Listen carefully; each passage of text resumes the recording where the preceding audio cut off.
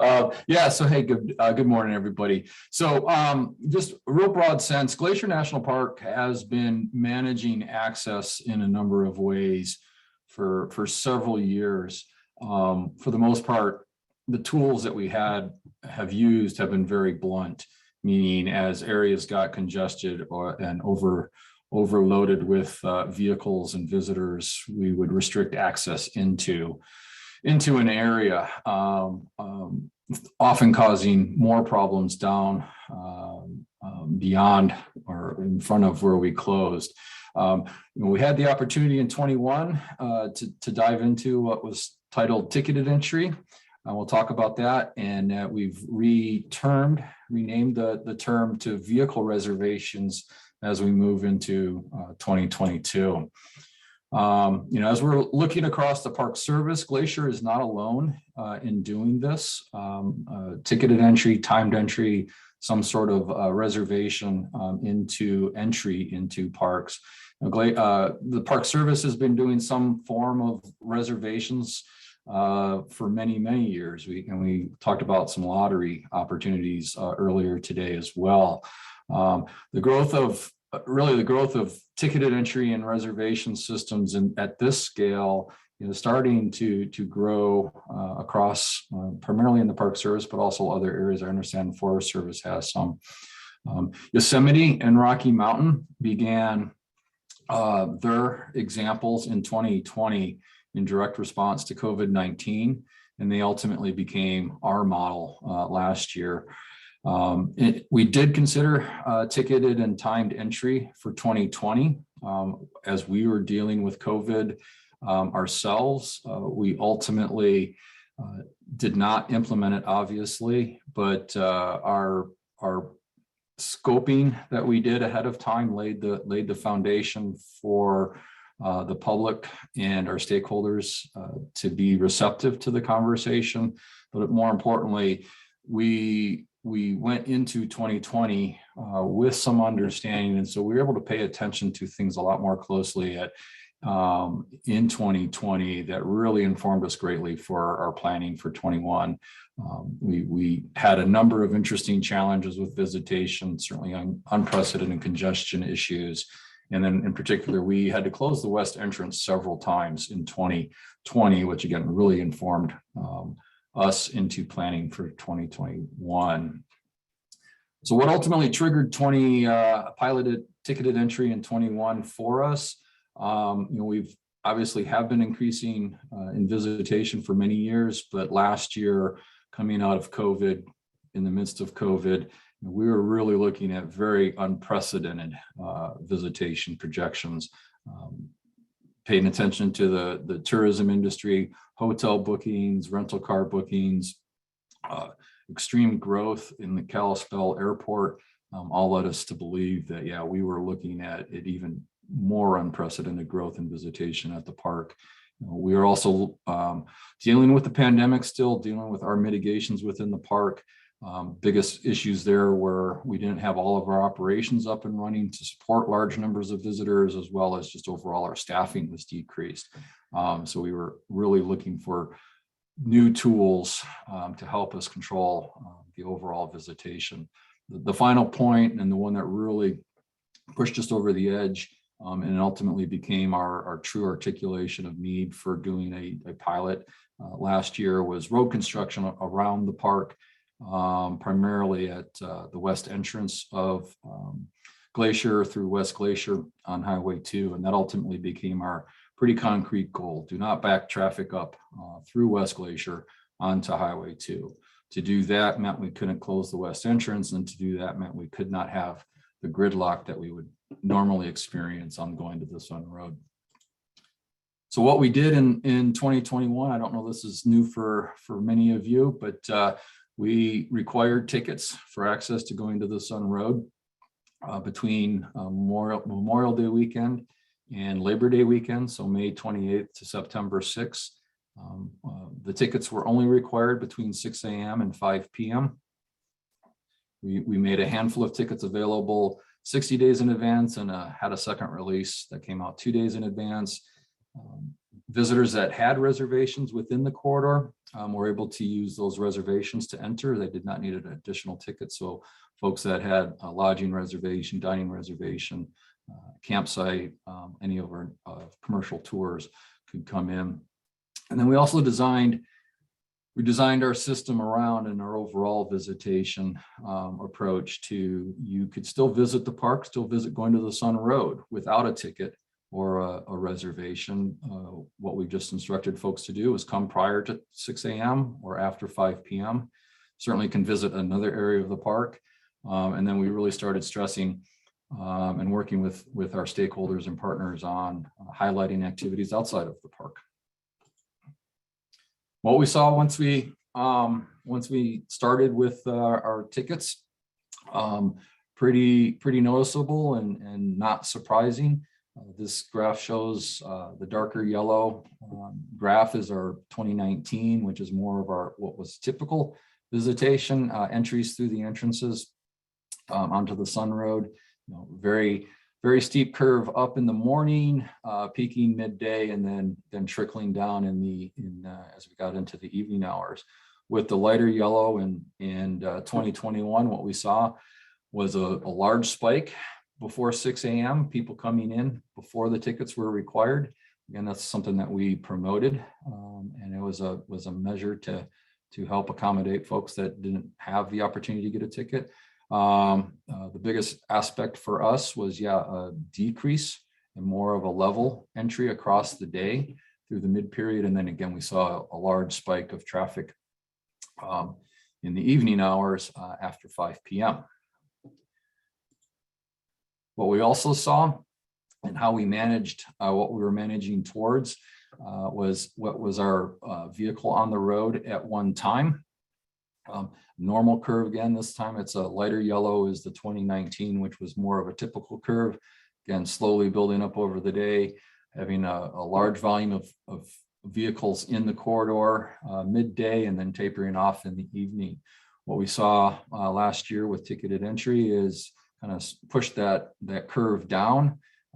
More vehicles at one time early, more vehicles at one time in the evening, but we didn't hit that crushing visitation in the corridor in midday, which was one of the intents that we tried to accommodate. And then overall, what we saw were vehicle counts for the whole season. Well, I'll go it this way. Early in the season, before the road was open all the way across Logan Pass, our visitation with tickets with the road closed was really consistent with what was normal visitation. Once the road opened on June 23rd or 25th last year, started separating. We overall saw a 12% decrease in numbers of vehicles entering the corridor in 2021 with ticketed entry from what was the numbers we were tracking in 2019.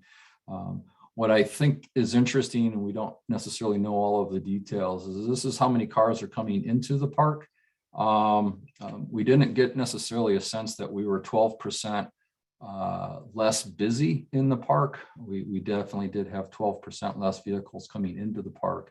But what we didn't have in 2019 likely is the A to B travel, folks that just drove going to the Sun Road and we're out the other side in an hour and a half or 2 hours. All of the folks that did come in primarily stayed within the corridor, given the limitation and the ticket required. So what we saw as results of the pilot from last year, first and foremost, we did not have to close any of our entrance stations. That was our primary goal. We did see minimal, or at least certainly greatly reduced congestion in West Glacier as it related directly to the park and entry into the park. Certainly still busy and certainly still congested, but we weren't backed up from the park into West Glacier. Going to the Sun Road was still very busy. We weren't approaching this to reduce visitation to a large degree. Our approach was more to cap what we were expecting to be extreme growth. But so we were still very busy. Popular locations still filled, but we did get a bit of positive feedback that it wasn't as bad as folks had experienced before. As I showed, we definitely dispersed traffic throughout the day. That caused some other issues, but as far as that crushing visitation midday, that helped us there. One of our successes that we have taken and trying to build upon, we're tracking how many folks we had to turn away without a ticket. Started early in the season around 20%. By the end of the year, we were down to around 15% of folks coming up to the park entrances that did not have a ticket. A lot of that's related to our communication and or lack of communication very early. One of the benefits, side benefit that we had with the way we set it up, we were able to talk with almost every visitor that came to St. Mary and West Glacier. And everyone that did not have a ticket everyone that had a ticket did not have a ticket had an opportunity to speak with park staff about how to continue on with their vacation, with their visit in a successful manner. And got a lot of positive feedback from surveys about that. And then overall, and we'll touch on a little bit later, our 21 annual visitation was still the second highest on record. Some of the challenges that we found, obviously tickets sold out quickly, very high demand for a limited quantity. With everything, we almost created an enhanced demand by going to here, but tickets sold out very quickly. We had a little bit of conversation earlier about recreation.gov. They aren't necessarily set up to handle the volume that we presented them for this system. So recreation.gov was often challenged with the demand that we imposed on it. We found that internet accessibility, and I think it ties a little bit into the presentation earlier. Folks that had really good internet connections had a better chance of actually getting one of the limited tickets than those that had a lag in their system. Certainly last year there was a huge staffing demand. This year we're still looking at a huge staffing demand on ourselves.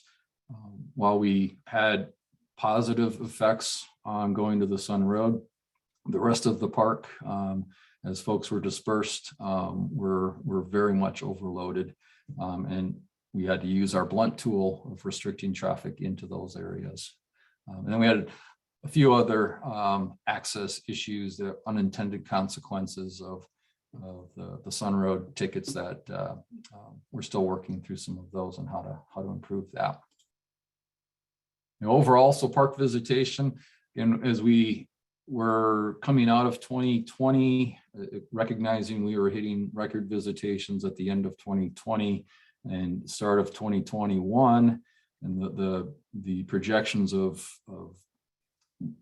rapid growth beyond what was already rapid growth were really showing well for us. January and March were each record visitations. February and April were very close second. And before we started ticketed entry, as we got to the end of May, we were far and away the busiest on record year to date then. Once we implemented ticketed entry, we did see May remain in the fourth busiest, June was second, July was fifth, August was fourth. So we definitely had some impact with controlling our levels within the park using the ticket system. It's interesting to note that September, with the first week of September still being ticketed, became a record month for us, and it was a record month by far with the final numbers there. And then October as well was also a record month, pretty much by far. Again, as already said, we ended up with our second highest annual visitation ever still. Some of the feedback that we got from the public throughout, and particularly after we ended ticketed entry and started engaging the public and engaging our stakeholders.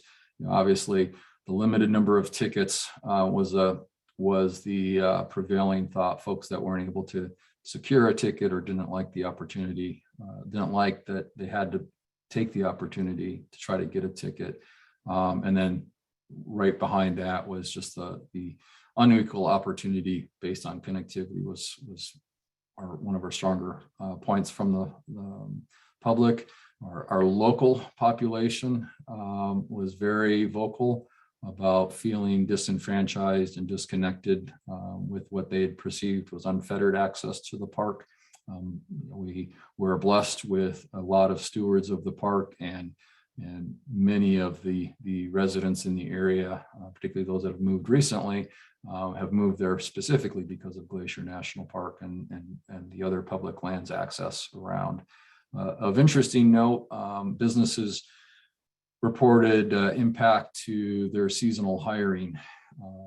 The seasonal employees that support the tourism industry around the park, they're attracted to these jobs because of the opportunity to have access to Glacier National Park. And so that was certainly shared as a challenge for them, and a challenge and an opportunity for us to work with.